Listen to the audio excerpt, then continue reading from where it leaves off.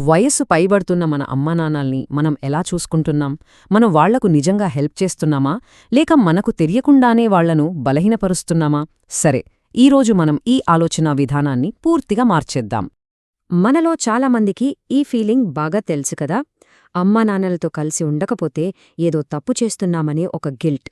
ఇది మన సంస్కృతిలో, మన ఆలోచనల్లో ఎంతలా పాతుకుపోయిందంటే దాన్ని ప్రశ్నించడానికి కూడా మనం భయపడతాం. ఒక్క నిమిషం ఆలోచించండి. వినడానికి కొంచెం కొత్తగా ఉన్నా, మనం ప్రేమ అనుకునేది వాళ్లను మనపై ఆధారపడేలా చేస్తుంటే, అసలైన ప్రేమ అంటే వాళ్లను స్వతంత్రంగా బతకనివ్వడమే అయితే? రండి, ఈ సరికొత్త ఆలోచన గురించి ఈరోజు లోతుగా చూద్దాం. చాలా కుటుంబాల్లో ఒక సమస్య దాగి ఉంటుంది. అది మన కంటికి వెంటనే కనిపించదు. అదేంటంటే, మన పెద్దవాళ్ల శక్తి, వాళ్ల సామర్థ్యం నెమ్మదిగా మన కళ్ల ముందే తగ్గిపోవడం. దీన్నే నిపుణులు ఇన్విజిబుల్ డిక్లైన్ కర్వ్ లేదా ఐడిసి అని పిలుస్తున్నారు. అంటే కనిపించని క్షీణత అన్నమాట. ఈ క్షీణత ఎంత నెమ్మదిగా జరుగుతుందంటే చాలాసార్లు మనం దాన్ని గుర్తించలేం. అంత బాగానే ఉందిలే అని అనుకుంటాం. మరి ఈ ఐడిసిని ఎలా గుర్తించాలి? దీనికి 3 స్పష్టమైన సంకేతాలున్నాయి. మొదట, వాళ్లలో ఆత్మవిశ్వాసం తగ్గుతుంది. ఇది నా వల్ల కాదులే అనడం మొదలుపెడతారు. తరువాత చిన్న చిన్న విషయాలకు కూడా మనపై ఆధారపడతారు. నిర్ణయాలు తీసుకోలేరు. చివరిగా జీవితంలో వాళ్లకు ఒక లక్ష్యం లేనట్లుగా ఫీలవడం మొదలవుతుంది. దీనివల్ల ఏమవుతుందంటే ఒక విషవలయం మొదలవుతుంది.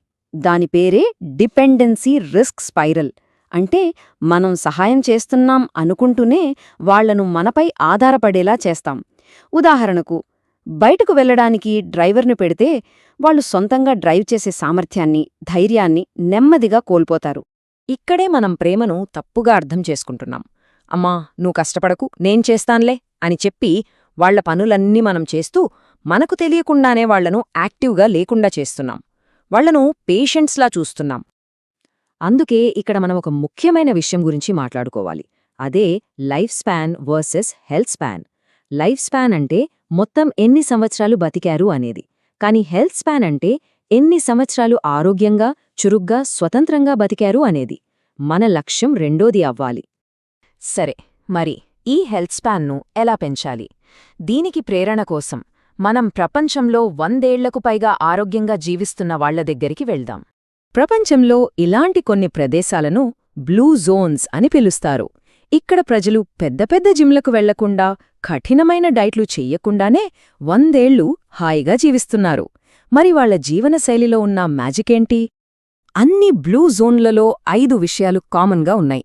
మొదటిది, వాళ్ల జీవితానికి ఒక బలమైన ఉద్దేశముండటం. దాన్ని జపాన్లో ఇకిగాయి అంటారు. 2, కుటుంబం, స్నేహితులతో బలమైన సంబంధాలు. ఇంకా వాళ్ల రోజువారీ పనుల్లోనే శారీరక శ్రమ కలిసిపోయుంటుంది. వాళ్ల దీర్ఘాయువుకు అన్నింటికంటే ముఖ్యమైన కారణం ఇదే. ప్రతిరోజూ ఉదయం నిద్ర లేవటానికి వాళ్లకొక కారణముంటుంది, ఒక లక్ష్యముంటుంది, జీవితంపై ఆశ ఉంటుంది. ఇది వింటే మీరు కొంచెం ఆశ్చర్యపోవచ్చు. కాని ఎక్కువ కాలం హెల్తీగా జీవించే వృత్తుల్లో ఒకటి రాజకీయ నాయకులు. ఎందుకంటే వాళ్లు ఎప్పుడూ మానసికంగా చురుగ్గా ఉంటారు, నిరంతరం ప్రజలతో మాట్లాడుతూ ఉంటారు, శారీరకంగా కూడా చాలా తిరుగుతారు. వాళ్లకు రిటైర్మెంట్ ఉండదు. ఇప్పుడు మనం అసలు విషయానికి వద్దాం.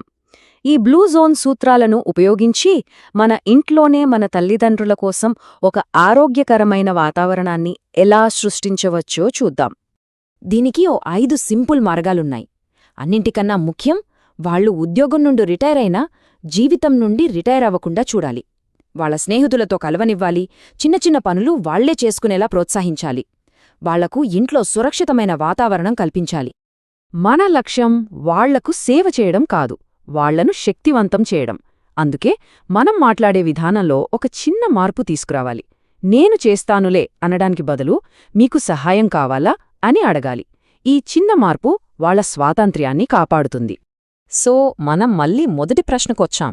మంచి పిల్లలుగా ఉండటమంటే ఏంటి? మన అపరాధ భావాన్ని పక్కన పెట్టి ప్రేమ అంటే ఏంటో కొత్తగా అర్థం చేసుకుందాం. ఇది చాలా శక్తివంతమైన ఆలోచన. నిజమైన ప్రేమ బంధించదు, స్వేచ్ఛనిస్తుంది. వాళ్లు వాళ్ల జీవితాన్ని వాళ్లు జీవించేలా చూడటమే మనం వాళ్లకిచ్చే గొప్ప బహుమతి. ఒక్క విషయం గుర్తుపెట్టుకోవాలి, మనం వాళ్ల దగ్గర ఉండటం వేరు, వాళ్లకు సరైన సపోర్ట్ ఇవ్వడం వేరు. దగ్గరగా ఉండటమే ప్రేమ కాదు, వాళ్ల దీర్ఘకాల ఆరోగ్యం గురించి ఆలోచించడమే అసలైన ప్రేమ. కాబట్టి చివరగా ఒక ప్రశ్న: మన అమ్మానాన్నలకు మనమిచ్చే అసలైన బహుమతి ఏది? మనల్ని వాళ్లపై ఆధారపడేలా చేసే మన సాన్నిధ్యమా, లేక వాళ్లు జీవితాంతం స్వతంత్రంగా సంతోషంగా బతకడానికి మనమిచ్చే స్వేచ్ఛ? ఆలోచించండి.